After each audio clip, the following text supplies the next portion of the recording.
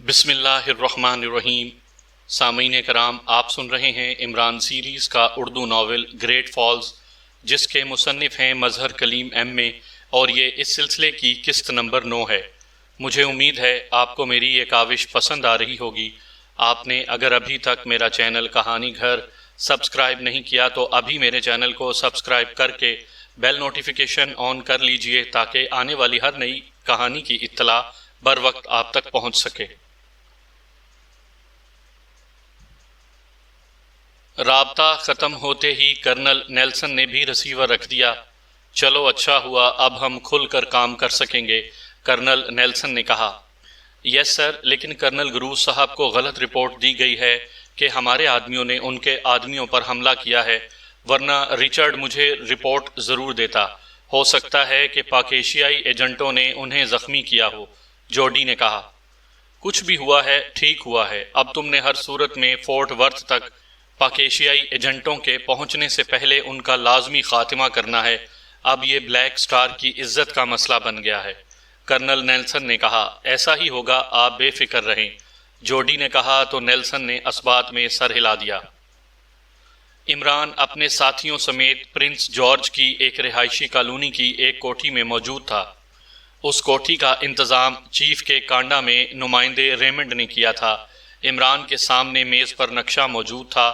یہ مقامی تفصیلی نقشہ تھا جو عمران نے ریمنڈ سے کہہ کر منگوایا تھا، جبکہ عمران کے تمام ساتھی ہاٹ کافی سپ کرنے میں مصروف تھے۔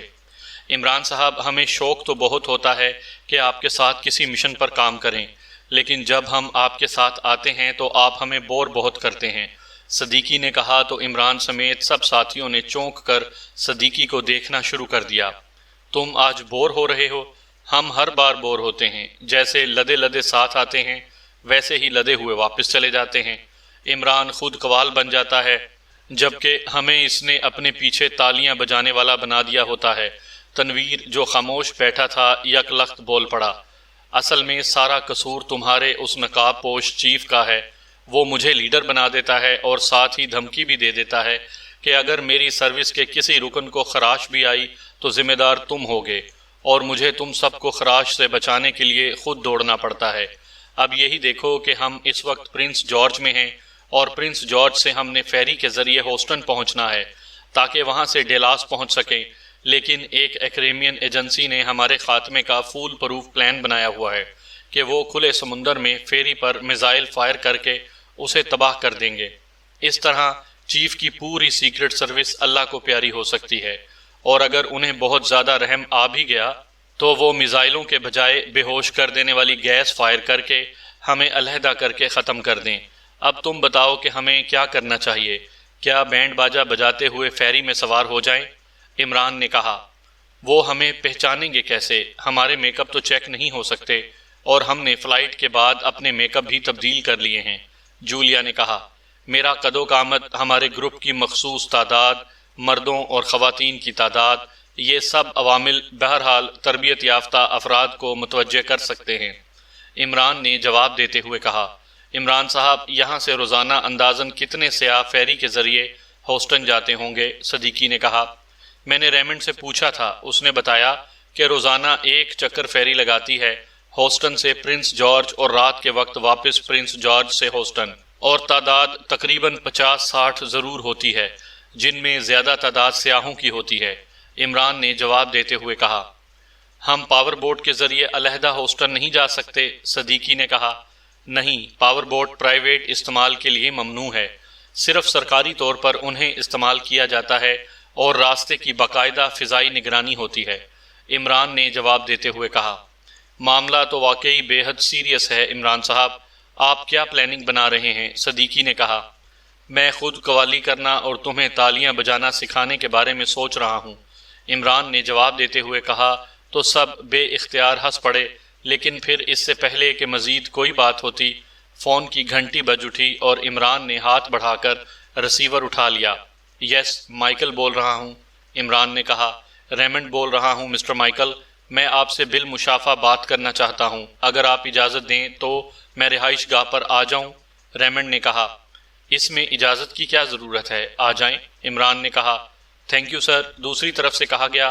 اور اس کے ساتھ ہی رابطہ ختم ہو گیا تو عمران نے بھی ریسیور رکھ دیا۔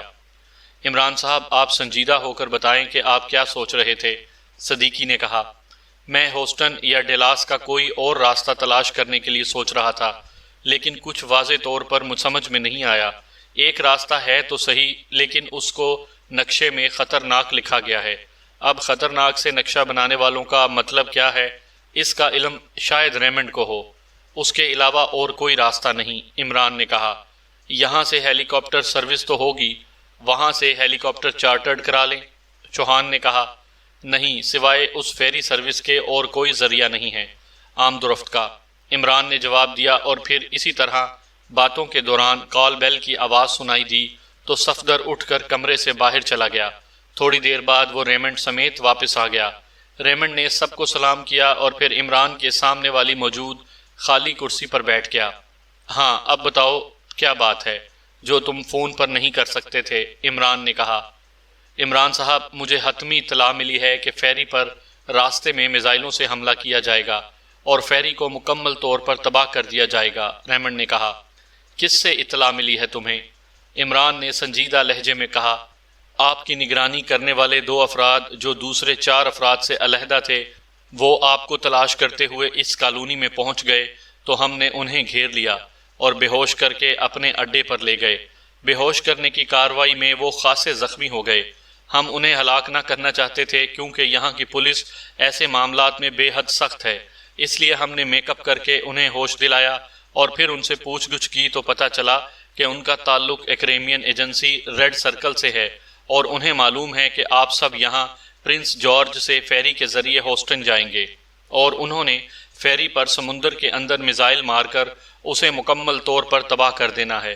چونکہ ہم انہیں ہلاک نہیں کرنا چاہتے تھے، اس لیے ہم نے انہیں دوبارہ بے ہوش کیا اور ایک گارڈن میں ڈال دیا، جہاں سے بعد میں پولیس انہیں اٹھا کر ہسپتال لے گئی۔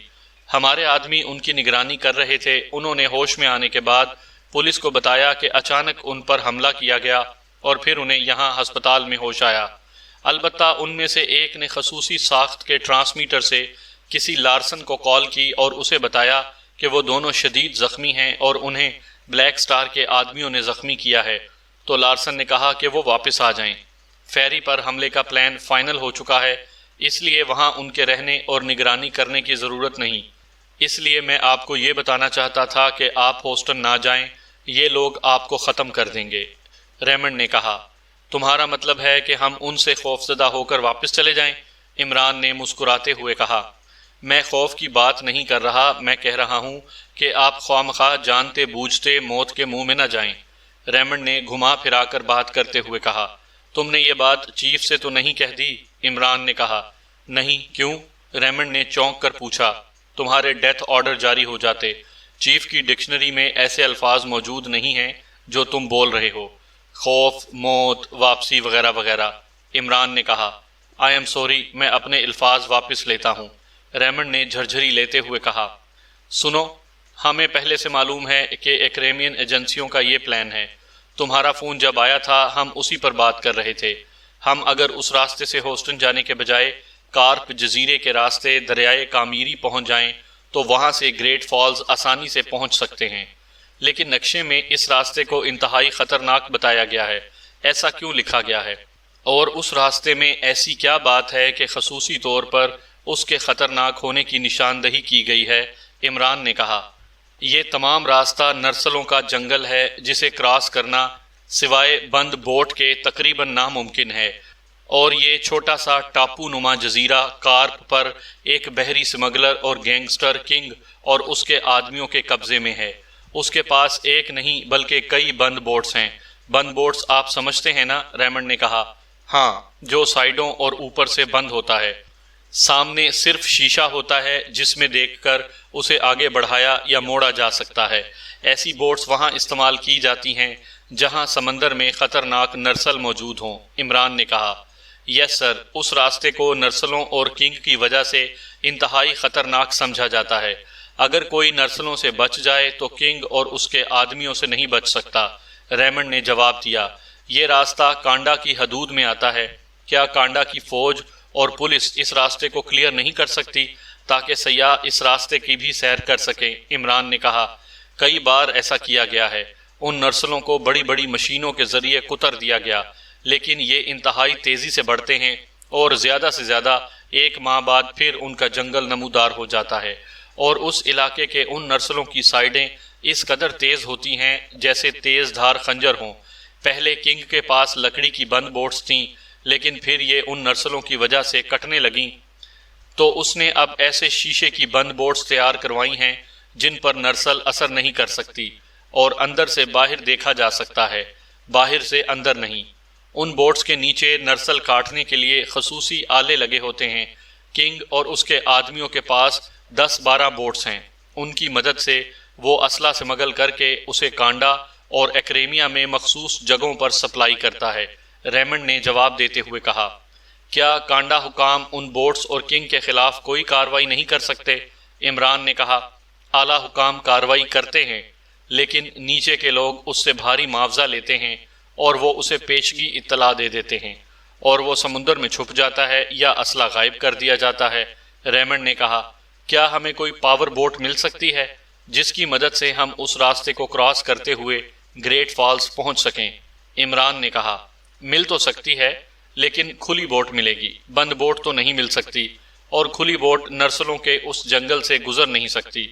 پھر دوسری بات یہ کہ جیسے ہی آپ کی بوٹ اس راستے سے گزرے گی تو کنگ کو اطلاع مل جائے گی، اور وہ آپ کو بوٹ سمیت سمندر میں غرق کرنے سے بھی دریغ نہیں کرے گا۔ ریمنڈ نے جواب دیا، بوٹ کہاں سے ملے گی؟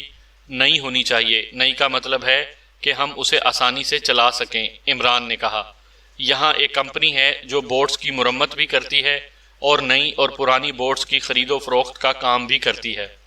0 میٹر بوٹ شاید نہ ملے، البتہ بہت کم چلی ہوئی بوٹ مل جائے گی۔ ریمنڈ نے جواب دیتے ہوئے کہا، اوکے، تم اس کمپنی سے مل کر بوٹس چیک کرو اور پھر مجھے فون کرو، میں وہاں پہنچ کر اس کی پیمنٹ کر دوں گا۔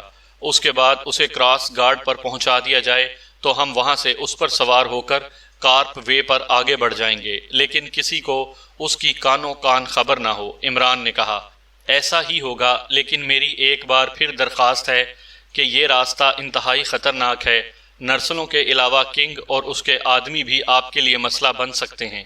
ریمنڈ نے کہا، مسائل حل کرنے تو گھر سے نکلے ہیں، تمہیں جو کہا جا رہا ہے وہ کرو۔ عمران نے کہا، یس سر، ریمنڈ نے کہا اور اٹھ کر کھڑا ہو گیا۔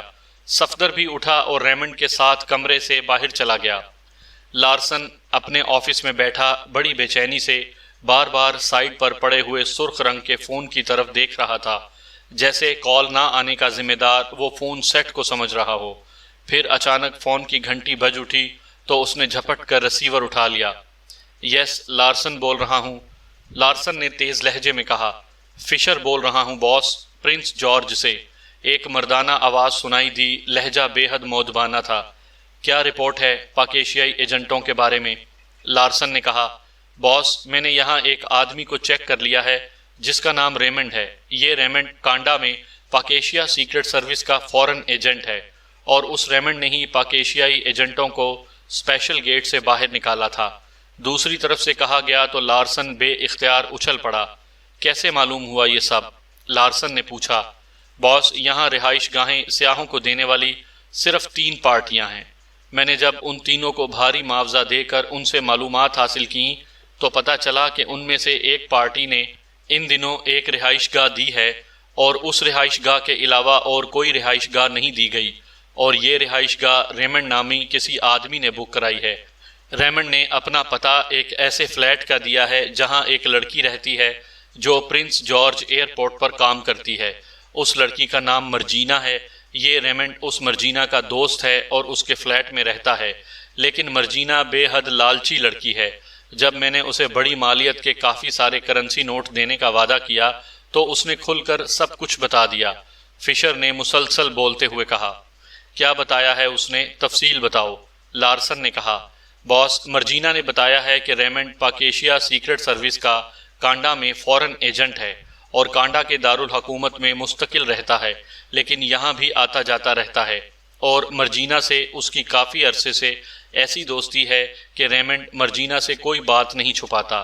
اس مرجینا نے ہی بتایا ہے کہ ریمنڈ نے ان پاک ایشیائی ایجنٹوں کے لیے یہاں ایک رہائش گاہ کا انتظام کیا اور ان کی ایئرپورٹ پر اسپیشل گیٹ سے باہر نکلنے میں مدد کی اور انہیں 3 کاروں میں سوار کر کے اس رہائش گاہ پر پہنچا دیا۔ فشر نے جواب دیتے ہوئے کہا، تو اب وہ اس رہائش گاہ میں ہیں؟ لارسن نے بے چین سے لہجے میں پوچھا۔ نہیں جناب، اب سے 2 گھنٹے پہلے وہ ایک پاور بوٹ کے ذریعے کارپ جزیرے والے راستے سے گئے ہیں۔ یہ پاور بوٹ انہوں نے ریمنڈ کے ذریعے باقاعدہ خرید لی ہے۔ اس راستے سے وہ دریا کامیری پہنچ کر ڈیلاس اور گریٹ فالز پہنچ جائیں گے۔ فشر نے جواب دیتے ہوئے کہا، لیکن یہ تو انتہائی خطرناک راستہ ہے، تیز دھار نرسلوں کا جنگل ہے، اور پھر کنگ کے آدمی وہاں موجود ہیں۔ کیا ریمنڈ کو اس بارے میں معلوم نہیں تھا کہ انہیں بتاتا؟ لارسن نے کہا، مرجینا کے مطابق ریمنڈ نے اسے بتایا ہے کہ انہیں سب باتوں کا علم تھا، اور ریمنڈ نے بھی تفصیل سے بتایا ہے، لیکن اس کے مطابق گروپ کے سربراہ عمران نے اسی راستے سے جانے کا فیصلہ کیا اور پھر اس فیصلے پر عمل بھی کیا گیا۔ فشر نے جواب دیتے ہوئے کہا، لیکن عام موٹر بوٹ میں بیٹھ کر تو وہ نرسلوں کو کسی صورت کراس کر ہی نہیں سکتے، وہ لازماً مارے جائیں گے، اور اگر فرض کیا کہ کسی طرح کراس کر بھی گئے تو کنگ اور اس کے آدمیوں نے انہیں ہلاک کر دینا ہے۔ لارسن نے جواب دیتے ہوئے کہا، یس باس، یہ ہونا تو لازمی ہے۔ میرے خیال میں اب ان کے پیچھے جانا تو حماقت ہے، انہوں نے خود ہی ڈیتھ وے اختیار کر لیا ہے۔ فشر نے کہا، اب ریمنڈ کہاں ہے؟ لارسن نے پوچھا۔ وہ تو عمران اور اس کے ساتھیوں کی روانگی کے 1 گھنٹے بعد چارٹرڈ طیارے کے ذریعے کانڈا کے دارالحکومت چلا گیا ہے، اس لیے تو مرجینا نے بھاری معاوضہ لے کر سب کچھ بتا دیا، اس وعدے پر کہ اس کا نام سامنے نہیں آئے گا۔ فشر نے جواب دیتے ہوئے کہا، بلیک سٹار کے آدمی کیا کر رہے ہیں؟ لارسن نے کہا، وہ کیمرے اٹھائے پاکیشیائی ایجنٹوں کو تلاش کرتے پھر رہے ہیں، اور شاید کئی روز تک پھرتے رہیں گے۔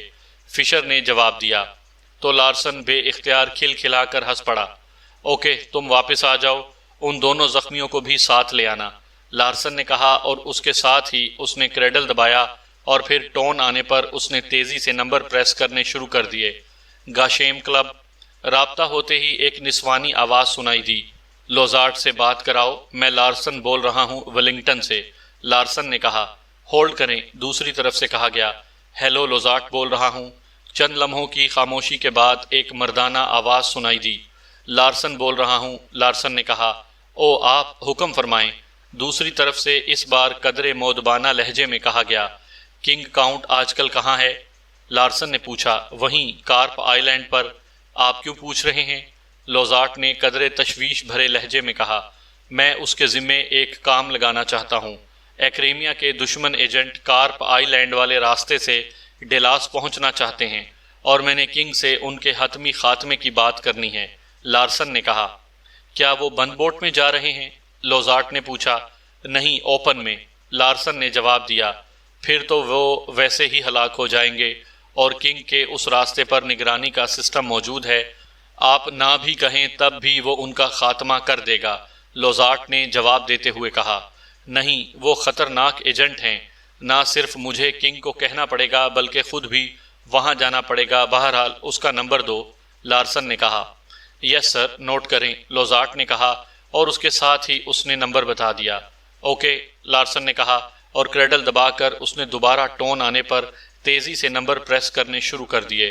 کنگ کاؤنٹ بول رہا ہوں۔ رابطہ ہوتے ہی ایک بھاری اور خاصی کرخت آواز سنائی دی، لارسن بول رہا ہوں، کنگ کاؤنٹ، ولنگٹن سے۔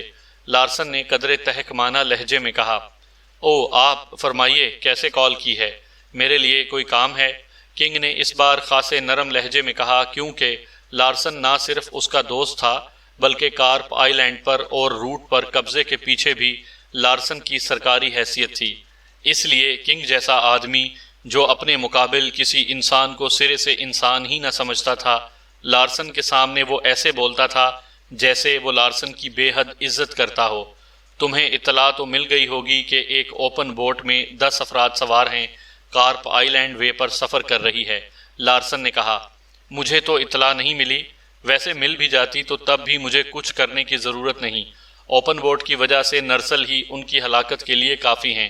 لیکن یہ لوگ ہیں کون جو اکٹھے خودکشی کرنے نکلے ہیں؟ کنگ نے کہا، یہ پاکیشیا سیکرٹ سروس کے ایجنٹ ہیں، انتہائی خطرناک لوگ ہیں، انہوں نے ڈیلاس پہاڑی علاقے میں واقع فورٹ ورتھ پہنچنا ہے، ایکریمین ایجنسیوں سے بچنے کے لیے یہ پاکیشیا سے براہ راست ایکریمیا آنے کے بجائے کانڈا کے علاقے پرنس جارج پہنچ گئے، لیکن ہمیں ان کے آمد کی اطلاع مل گئی اور پھر ان کی ساری پلاننگ بھی سامنے آ گئی کہ یہ پرنس جارج سے فیری کے ذریعے ہوسٹن پہنچیں گے۔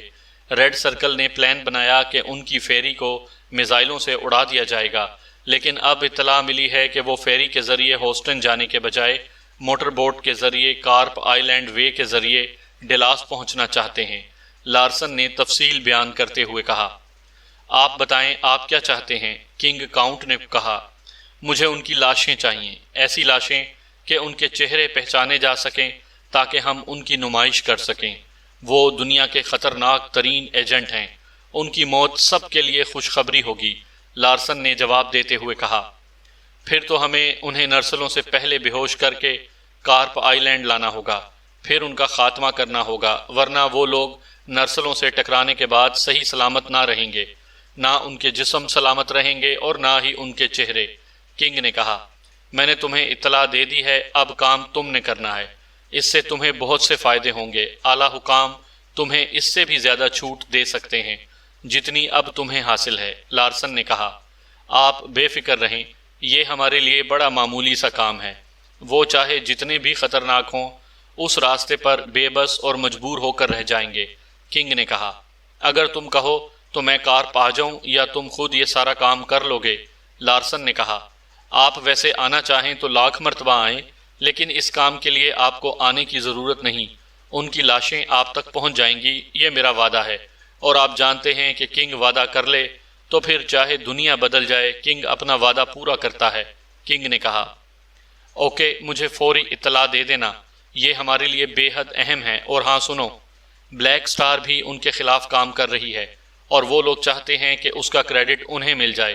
ان کے آدمی بھی پرنس جارج میں موجود ہیں، ہو سکتا ہے کہ انہیں معلوم ہو جائے کہ یہ لوگ کارپ آئی لینڈ سے جا رہے ہیں تو وہ انہیں ہلاک کر کے خود لاشیں لے جانے کی کوشش کریں گے۔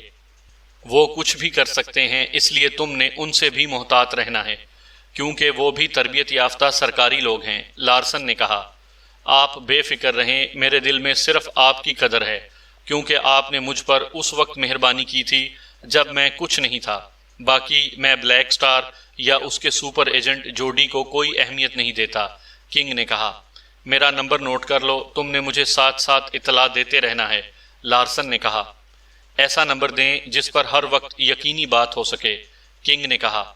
ہاں، نوٹ کرو، میں تمہیں اپنے ذاتی سیل فون کا نمبر دے رہا ہوں، لارسن نے کہا، اور نمبر بتا کر اس نے ریسیور رکھ دیا۔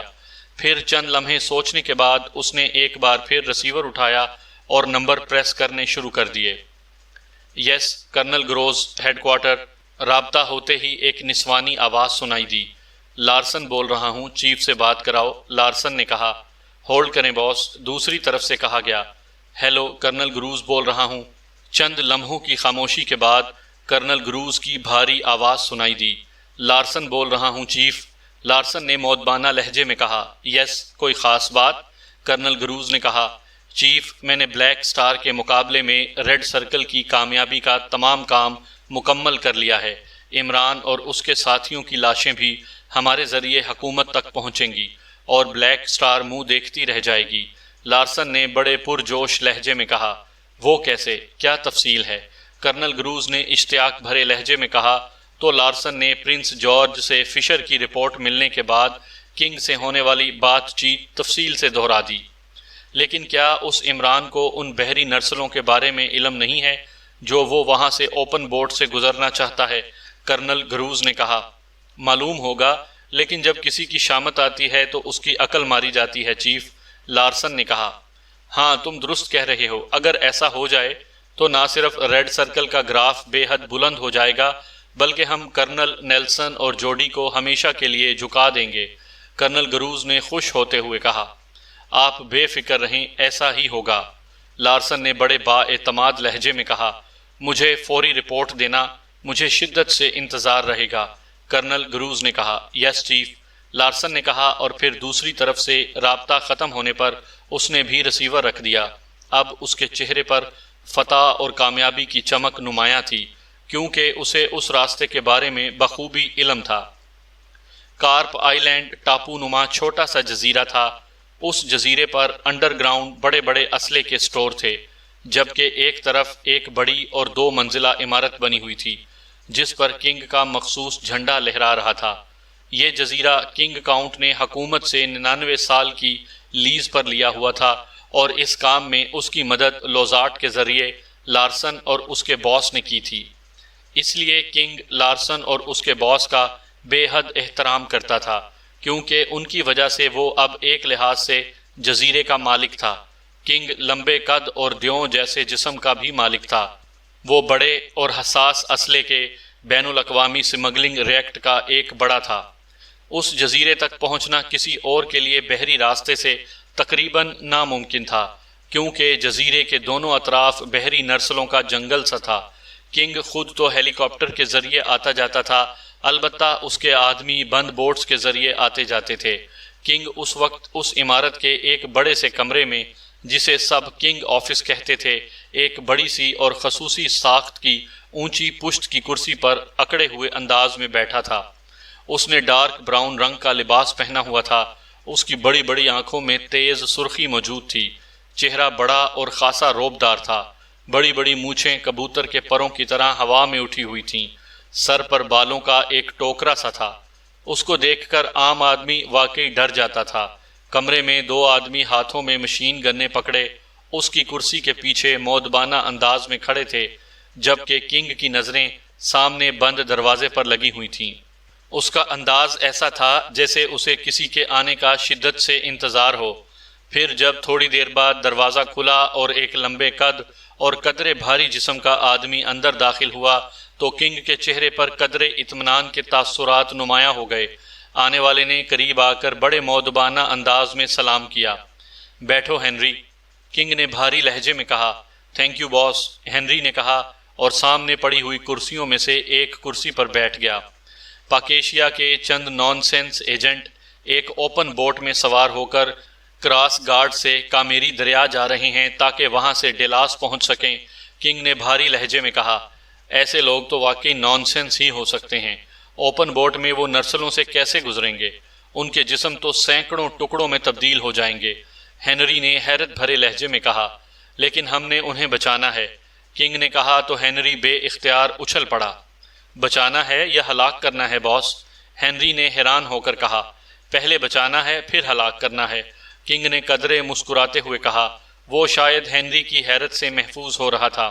میں سمجھا نہیں باس، ہنری نے کہا تو کنگ اس بار بے اختیار ہنس پڑا۔ مطلب یہ ہے ہنری کہ یہ پاکیشیائی ایجنٹ ایکریمیا کے خلاف کام کرنے کارپ آئی لینڈ کے راستے ڈیلاس پہنچنا چاہتے ہیں، اور انہیں ہلاک کرنے کا ٹاسک ریڈ سرکل کے پاس ہے۔ ریڈ سرکل کے لارسن نے مجھے فون کر کے بتایا ہے کہ ایسا ہو رہا ہے۔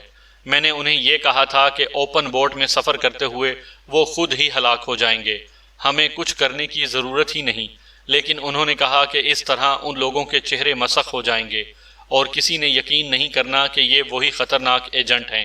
اس لیے انہیں ان ایجنٹوں کے نہ صرف چہرے سلامت چاہیے بلکہ ان کے جسم بھی سلامت ہو۔ اس لیے ہم نے نرسلوں سے انہیں بچانا ہے اور پھر خود انہیں گولیاں مار کر ہلاک کر دینا ہے تاکہ ان کی صحیح سلامت لاشیں لارسن تک پہنچائی جا سکیں۔ کنگ نے وضاحت کرتے ہوئے کہا۔ یس باس، اب آپ نے کیا پلاننگ کی ہے؟ حکم دیجئے، ہنری نے کہا۔ تم بتاؤ کیا پلاننگ بناؤ گے جس سے یہ لوگ ہلاک بھی ہو جائیں اور ان کے جسم اور چہرے بھی محفوظ ہو جائیں؟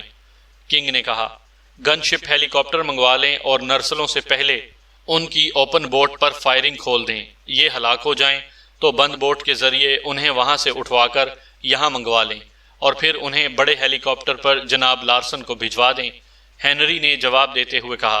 اور اگر گولیاں لگنے سے ان کے یا ان میں سے کئی افراد کے چہرے مسخ ہو گئے تو پھر؟ اب فائرنگ یہ تو خیال نہیں رکھے گی کہ گولیاں ان کے چہروں پر نہ پڑیں، کنگ نے منہ بناتے ہوئے کہا۔ جیسے آپ سوچ سکتے ہیں باس، ویسے میں کیا دنیا کا کوئی آدمی بھی نہیں سوچ سکتا، ہنری نے خوشامدانہ لہجے میں کہا۔ تو پھر سنو، ہم ہیلی کاپٹر کے ذریعے اس اوپن بوٹ پر بے ہوش کر دینے والی گیس فائر کر دیں گے۔ اس طرح اوپن بوٹ میں موجود تمام افراد بے ہوش ہو جائیں گے۔ پھر انہیں بند بوٹ میں ڈال کر یہاں لایا جائے گا اور ان کو ہلاک کر کے ان کی لاشیں لارسن کو بھجوا دی جائیں گی، کنگ نے پلان بتاتے ہوئے کہا۔ یس کنگ، یہ بہتر پلان ہے، ہنری نے ایک بار پھر خوش آمدانہ لہجے میں کہا۔ کیا تم اس پر عمل کر لو گے؟ میں کوئی غلطی یا گڑبڑ نہیں چاہتا، کنگ نے سخت لہجے میں کہا۔ یس کنگ، آپ کے حکم پر 100% عمل ہوگا، ہنری نے جواب دیتے ہوئے کہا۔ تو جاؤ اور انہیں بے ہوشی کے عالم میں صحیح سالم یہاں لے آؤ، لیکن خیال رکھنا یہ بہرحال عام افراد نہیں ہیں، کنگ نے کہا۔ یس کنگ، میں ہر طرح سے خیال رکھوں گا، ہنری نے کہا۔